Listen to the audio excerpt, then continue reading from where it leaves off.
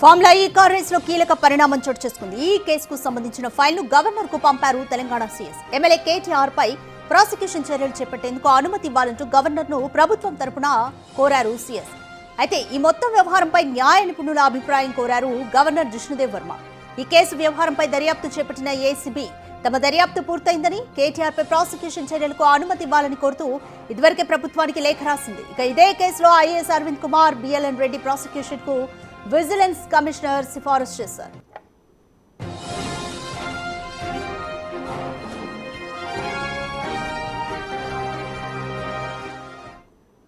More details మా ప్రతినిధి వాసు అందిస్తారు. వాసు, ఈ ఫార్ములా కార్ రేస్ కి ఈ కేసుకి సంబంధించి ఏసీబీ విచారణ పూర్తయింది. నివేదికను తెలంగాణ సీఎస్ ప్రాసిక్యూషన్స్ కోసం అంటే చర్యలు తీసుకోవడానికి గవర్నర్ జిష్ణుదేవ్ వర్మకు పంపారు. సో జిష్ణుదేవ్ వర్మ కూడా న్యాయ నిపుణుల అభిప్రాయాలు కోరుతున్నారు. కంప్లీట్ డీటెయిల్స్ ఏ విధంగా ఉన్నాయి?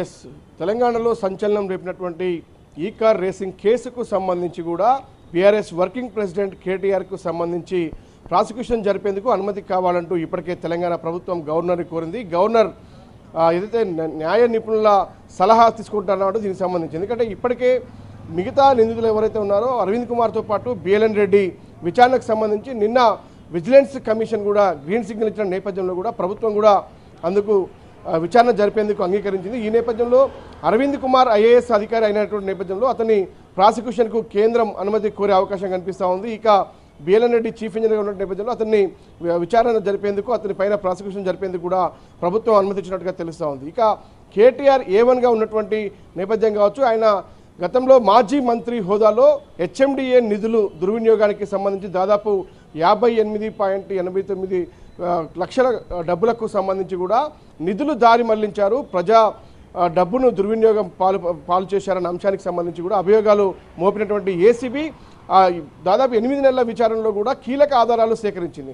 బ్యాంక్ అధికారుల స్టేట్మెంట్తో పాటు హెచ్ఎండిఏ అధికారులతో పాటు అప్పటి దానకిషోర్ ఇచ్చినటువంటి ఐఏఎస్ అధికారి ఫిర్యాదుతో పాటు పూర్తిగా ఏ విధంగా నిబంధనలు ఉల్లంఘించారు, క్యాబినెట్ ఆమోదం లేకుండా ఎలా నిధులు దారి మళ్లించారు, ఏదైతే ఎఫ్ఈఓ కంపెనీకి సంబంధించినటువంటి విదేశీ కంపెనీకి నగదు నేరుగా చెల్లించే అంశానికి రెండు విడతలుగా చెల్లించిన అంశం కావచ్చు. మరోపక్క వర్కింగ్ ప్రెసిడెంట్గా బీఆర్ఎస్ పార్టీకి కేటీఆర్ పనిచేస్తున్న నేపథ్యంలో ఆ పార్టీకి ఏదైతే నెక్స్ట్ జెన్ కంపెనీ కూడా 44 కోట్ల ఎలక్టోరల్ బాండ్స్ ఇచ్చినటువంటి నేపథ్యం, అంటే ఇక్కడ క్విట్ ప్రోకో జరిగింది అన్న విషయాన్ని ఏసీబీ గుర్తించింది. కాబట్టి ఏదైతే ఆ కంపెనీకి హెచ్ఎండిఏ నిధులు ఇచ్చారో తిరిగి బీఆర్ఎస్ పార్టీకి ఎలక్టోరల్ బాండ్స్ రూపంలో కూడా డబ్బులు తిరిగి వచ్చాయన్న అంశానికి సంబంధించి కూడా ఇప్పటికే కేసులు నమోదయ్యాయి. అంటే పీసీ యాక్ట్తో పాటు ఇక్కడ క్విట్ ప్రోకోతో పాటు మరోపక్క ఈడీ కూడా దీనిపైన నజర్ పెట్టింది. ఈడీ కూడా ఇప్పటికే పిఎంఎల్ఏ కింద కూడా కేసులు నమోదు చేసినటువంటి పరిస్థితి. కాబట్టి తీవ్రమైనటువంటి నేరం కింద చూసినటువంటి ఏసీబీ కేటీఆర్ విచారణకు సంబంధించి అవసరమైతే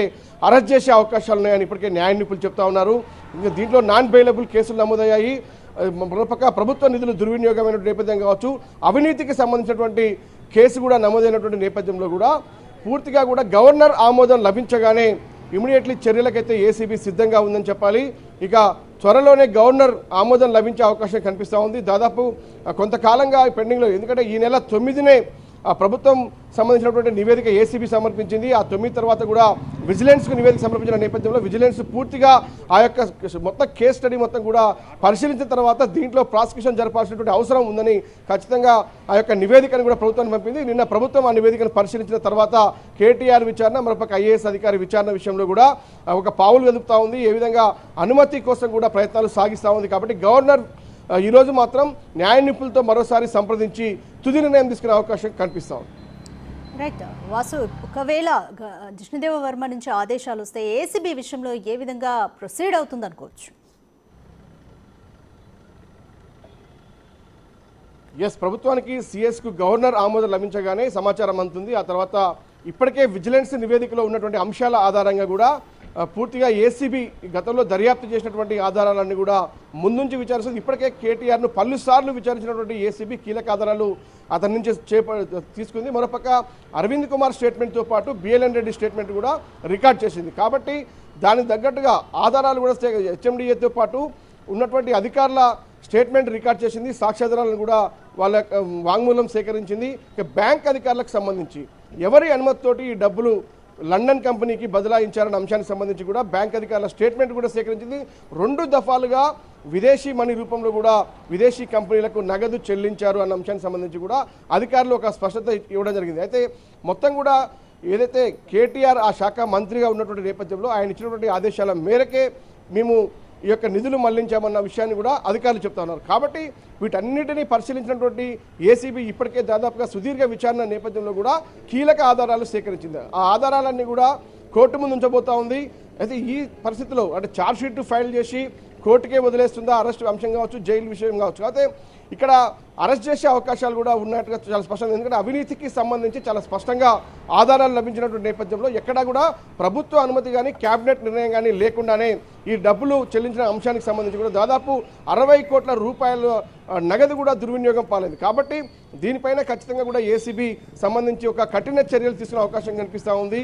ఆ నగదు విషయంలో కూడా అంటే రికవరీ కావచ్చు, మరోపక్క ఈ నిందితులకు సంబంధించినటువంటి అరెస్టులకు సంబంధించిన విషయంలో కూడా ఒక స్పష్టత వచ్చే అవకాశం. మొత్తానికైతే గవర్నర్ నిర్ణయమే తర్వాయి ఏసీబీ సిద్ధంగా ఉంది. అన్ని ఆధారాలు ఇప్పటికే సేకరించిన నేపథ్యంలో అవసరమైతే కేటీఆర్ని, అరవింద్ కుమార్ బేలరెడ్డితో పాటు అరెస్ట్ చేసే అవకాశం ఉంది, లేదంటే కోర్టులో ఛార్జ్షీట్ దాఖలు చేసే అవకాశం కూడా కనిపిస్తుంది.